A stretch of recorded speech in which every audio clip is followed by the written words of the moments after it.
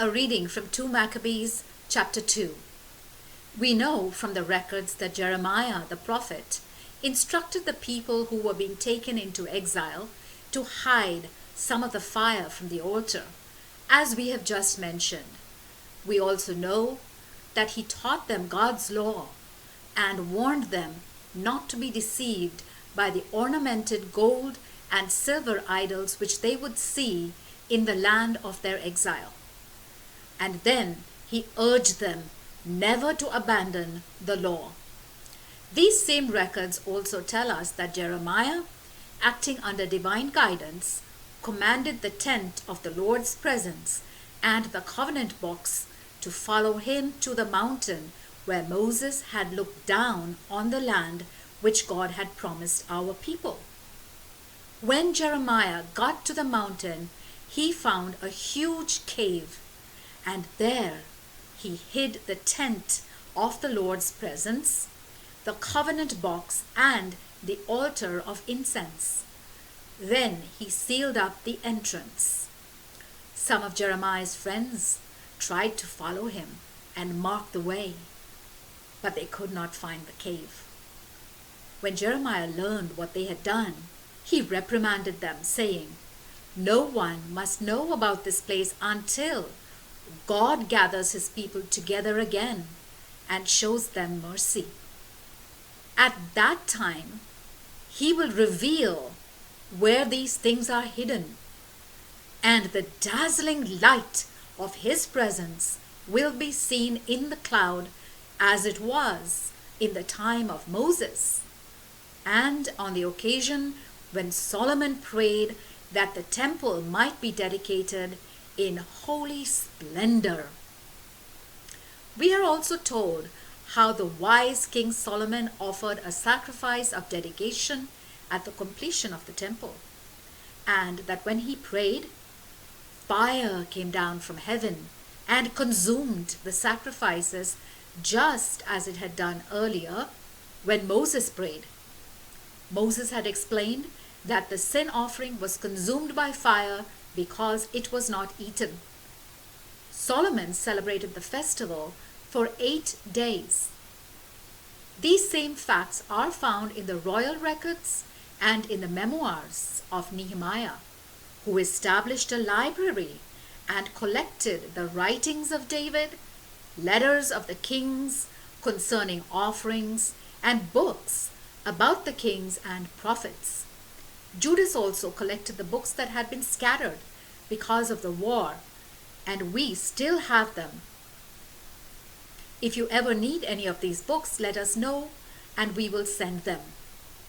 Since we are about to celebrate the festival of rededication, we are writing to you, advising you to celebrate it as well.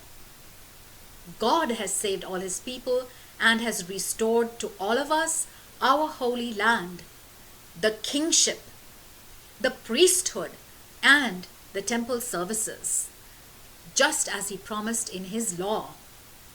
He has rescued us from terrible evils and has purified the temple, and we are confident that in his mercy he will soon gather us to his holy temple from every nation under the sun.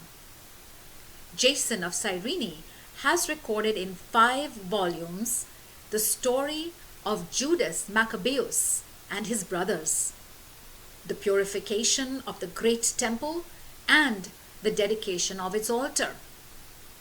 He has described the battles with Antiochus Epiphanes and with his son Eupator, and he is told of the heavenly visions that appeared to those who fought bravely and enthusiastically to defend Judaism.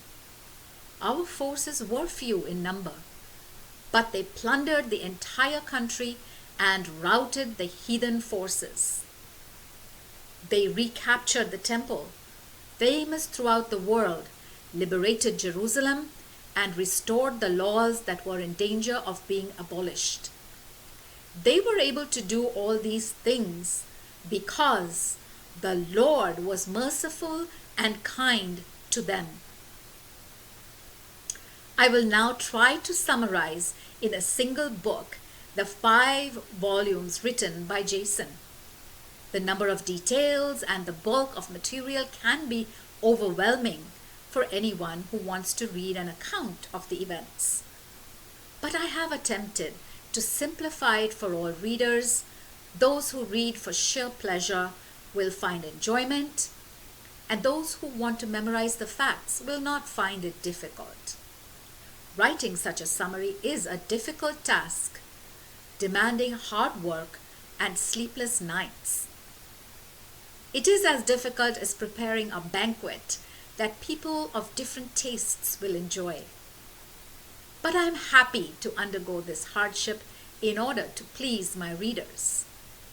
I will leave the matter of details to the original author and attempt to give only a summary of the events.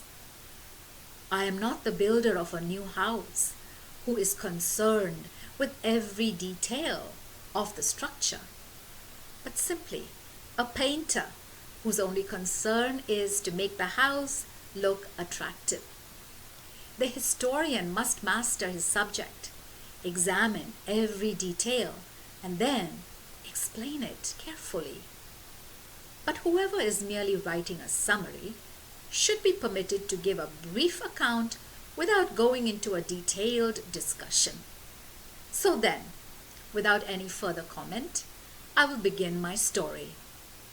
It would be foolish to write such a long introduction that the story itself would have to be cut short.